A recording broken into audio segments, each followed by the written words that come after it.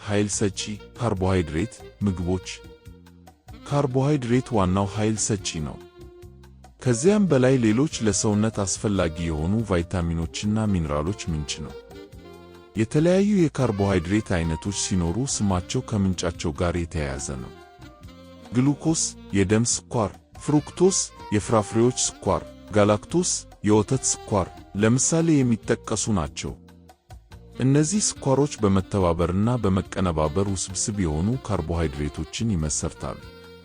እነዚህ ስታርችና ፋይበር በመባል ይታወቃሉ።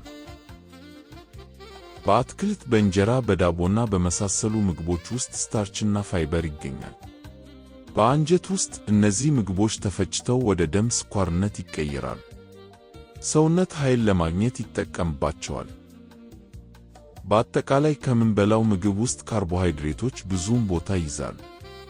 ከእንጀራ፣ ከዳቦ፣ ከሩዝ፣ ከድንች፣ ከፓስታ፣ ከስኳር፣ ከለስላሳ መጠጦች፣ ከጣፋጭ ምግቦችን ከመሳሰሉት የምናገኘው ካርቦሃይድሬቶች ከፍ ያለ ነው።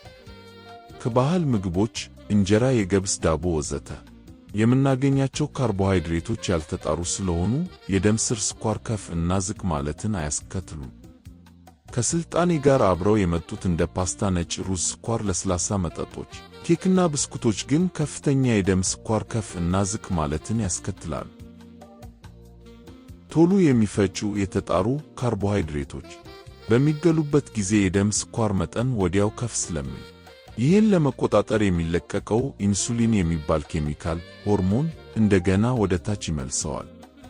የበሉት ምግብ ቶሎ ስለተፈጨና በሆድ ውስጥ ምግብ ስለሌለ ብዙም ሳይቆዩ ተጨማሪ እንዲበሉ የረሃብ ስሜት ይሰማዎታል።